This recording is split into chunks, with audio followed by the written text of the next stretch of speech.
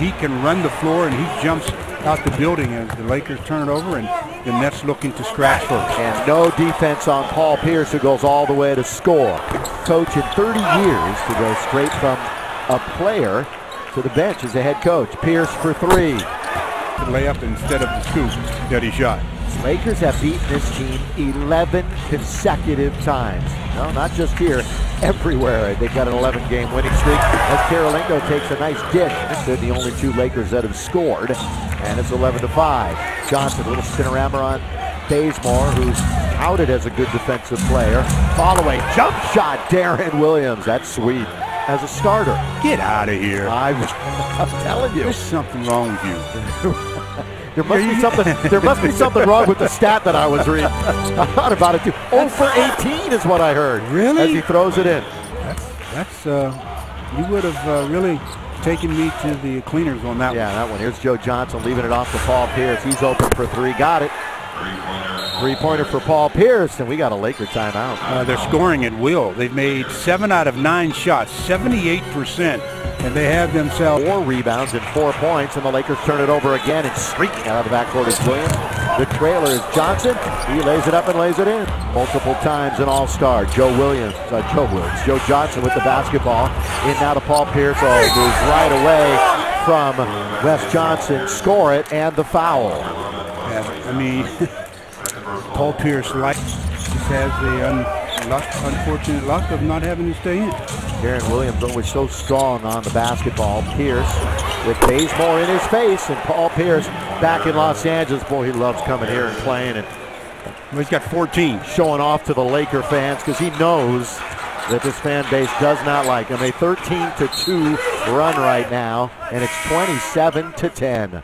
Well, 14 points on 5 out of 5 by Paul Pierce, including 3 for 3 from that distance. Behind the line, he's just setting his feet and splash. Of course, grew up in Southern California, then went to Kansas, Atlanta, and Charlotte as we start this night. 6, 7, and 8 spot up for grabs in the Eastern Conference playoff race. Williams, a couple of dribbles, creates space, and hits the jump shot. He's taking, and he took it. Again, this is a guy, Jordan Hill, that Brooklyn really wanted at the trade deadline as a little back door. A couple of looks, and this is a good time because they've got themselves a 8-point lead here. I mentioned how they wanted Jordan Hill. They also were thinking about Clint Big Baby Davis, but he's going to sign with the Clippers.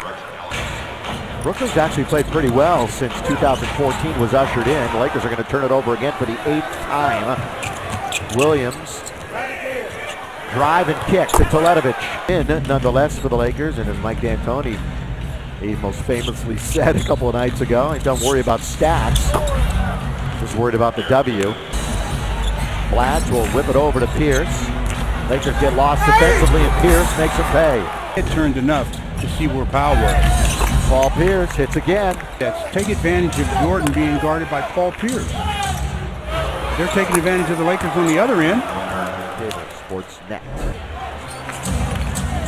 Deron Williams enjoying a nice shooting half. Well, the whole team is, but Deron's 5 out of 9 from the field. He's got 17 points, 6 assists, 3 rebounds, and he's got a nice little pep. The defense for Paul Pierce, if none other, because Paul enjoyed a remarkable first 24 minutes. I mean, he got started early and made his first 5 shots and really didn't cool off much at all, even after he went out of the game. So the Lakers have to do something, not only with him, but Deron Williams also. I mean, he's really hurt the Lakers on the offensive end, just whether it's floaters, shooting 3-pointers. The Nets have enjoyed a very, very productive in double figures. Yet they had 6 in double figures against the Celtics when the minutes were really doled out pretty evenly. Wow. Williams, nobody stops him, and he scores. Nearing the halfway mark of quarter number 3 as we're live at Staples Center. Got going a little early tonight, 6 o'clock instead of 6:30. Pierce continues his hot play against his nemesis, the Lakers. Alone, Williams, score! Jordan Hill picked up his 4th foul, but then the Lakers can't secure the rebound. That's about the, I don't know. Oh, and it kills them. Yeah, about the 4th time in this game that they haven't to a 9-point lead. Ball in the hands of your leader, Deron Williams. 4 on the clock. Barnhart trying to stay with him. Williams goes into the paint and scores, and there's your timeout. Yeah, had to. I mean, there's 5:46 left, and when you get to within 5, and then all of a sudden a 6-0 spurt, and it goes back to double, you put a little bit on them, but now only 6 on the 24. Little start, stop, change of pace. Good handle by Williams, and he scores. Here's Williams. Over now to Pierce. Johnson from the corner. Hits a 3. That's a pad your stats play there, you know, where. And that is it. So the 11-game losing streak is over. The Nets win their 26th of the year.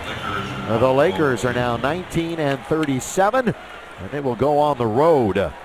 Indiana on Tuesday and Memphis on Wednesday before we come back here on Friday. For Stu and Mike, I'm Bill McDonald saying so long from Staples Center. Final again, 108-102. Make sure to catch our next telecast. Remember, it's early on Tuesday at 4 o'clock. It's the Pacers and the Lakers. Time to check in with the studio for Access Sportsnet Lakers, presented by your Southern California Hyundai dealers.